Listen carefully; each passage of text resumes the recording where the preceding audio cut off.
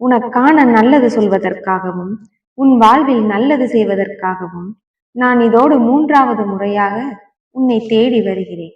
ஆனால் ஒவ்வொரு முறையும் உன்னை தேடி வரும் என்னை அலட்சியம் செய்து உதாசீனப்படுத்துவதை முதலில் நிறுத்திவிட்டு நான் சொல்வதை கவனமாக கேள்.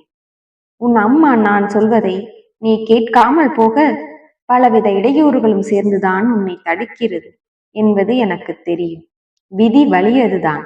ஆனால் அந்த விதியை மாற்ற உன் மதியால் முடியும் அல்லவா? உன் அம்மா உனக்கு நல்லது செய்வேன் என்ற நம்பிக்கையோடு கண்களை மூடி இதை முழுவதுமாக கேட்டுப்பார்.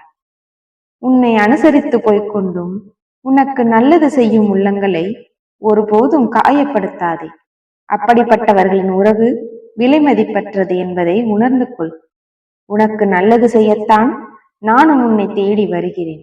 உனக்கு எது நல்லது எது கெட்டது என்பதை நித்தமும் நான் எடுத்துச் சொல்லிக் கொண்டுதான் இருக்கிறேன்.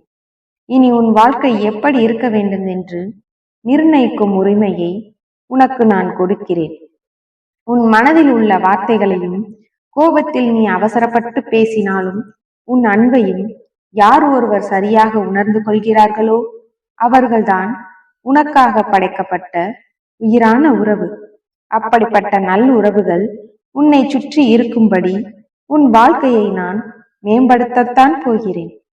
மனிதர்கள் காட்டும் வழியில் காலமானது பயணிக்காது. காலம் உனக்கு என்ன செய்கிறதோ அந்த காலத்தின் பாதையில்தான் உன்னால் பயணிக்க முடியும். காலமும் நேரமுமாக உன் அம்மா நான் இருந்து உன் வாழ்வில் நல்ல விஷயங்களை நடத்தி கொடுக்க வேண்டும் என்று ஆசைப்படுகிறேன். நான் சொல்லும் ஒரு விஷயத்தை தெளிவாக புரிந்து கொள். உன்னை வீழ்த்துவதற்கு உன் கூடவே இருக்கும் மிகப்பெரிய ஆயுதம் என்ன தெரியுமா? உன் மனம்தான். உன் மனம் மட்டும் தெளிவாக இருந்து விட்டால் உன்னை யாராலும் ஜெயிக்கவும் முடியாது, உன்னை யாராலும் வீழ்த்தவும் முடியாது. அப்படிப்பட்ட தெளிவான தைரியமான மனதை உனக்கு கொடுக்க வேண்டும் என்றுதான் உன் அம்மா நான் நித்தமும் உன்னை தேடி வருகிறேன். கடந்த காலம் எதிர்காலம் இரண்டும் உன் கையில் இல்லை. ஆனால் இந்த நிஜமான நிகழ்காலத்தில் எல்லாம் உன்னால் தான் நடத்தப்படுகிறது. இன்று நீ செய்யும் செயல்கள் மூலமாகத்தான் நாளைய எதிர்காலமானது வளமானதாக மாறப்போகிறது. இன்று நீ செய்யும் செயல்கள் கடந்த காலமாகவும் மாறிவிடுகிறது அல்லவா? இப்பொழுது யோசித்து பார். கடந்த காலமும் எதிர்காலமும் கூட உன் கைகளில் நீ கொண்டு வரலாம் என்பதை உணர்ந்து கொண்டு இந்த நிகழ்காலத்தை சந்தோஷமாக வாழ பழகு. எல்லாம் ஒரு நாள் மாறத்தான் போகிறது. என்னையே நம்பிக்கொண்டிருக்கும் உன்னை எத்தனை ஜென்மங்கள் எடுத்தாலும் உன் அம்மா நான் தாங்கி நிற்பேன். அரை மனதோடு நீ செய்யும் சேவையும் அரை மனதோடு நீ என் மீது வைக்கும் பக்தியும் நம்பிக்கையும் உனக்கு உயர்ந்த பலனை கொடுக்காது. நீ எந்த செயலை செய்தாலும் சரி அல்லது என் மீது பக்தியே வைத்தாலும் சரி, நம்பிக்கையோடு உன் முழு இதயத்தையும் மனதையும் ஆத்மாவையும் எனக்கு அர்ப்பணிப்பாயா?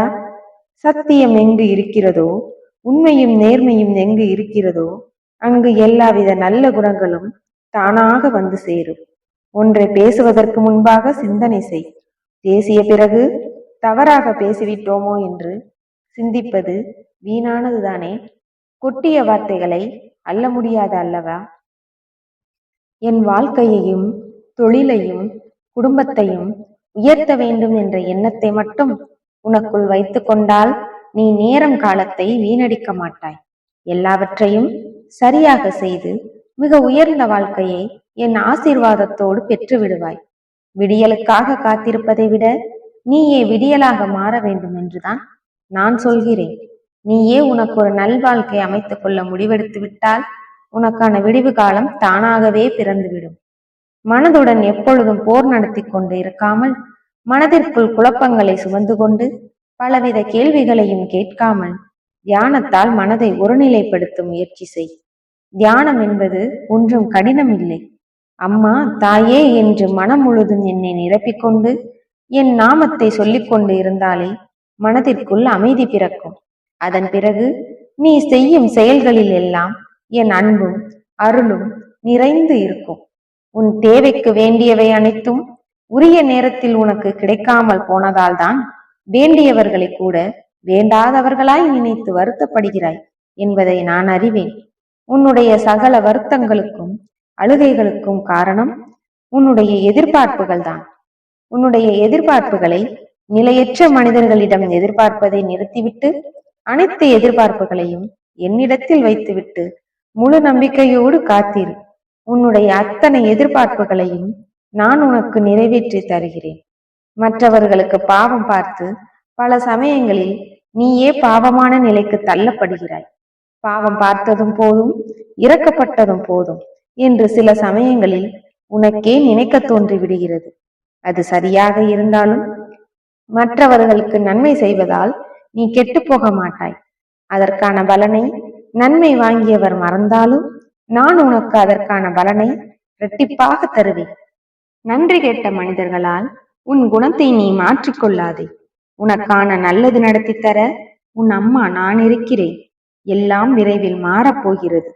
நீ எதிர்பார்த்தபடி உன் வாழ்வில் உனக்கான நல்லது நிச்சயம் நடக்கும். உன்னால் யாரும் கண்ணீர் சிந்தாதபடி உன் செயல்கள் இருக்கட்டும். உன் பல நாள் சோகத்திற்கு முடிவு கட்டும் விதமாக உன் வாழ்வில் மிகப்பெரிய மாற்றத்தை உருவாக்கப் போகிறேன். உன்னை மதிக்கும் மனிதர்கள் முன்னால் மண்டியிட கூட தயங்காதே.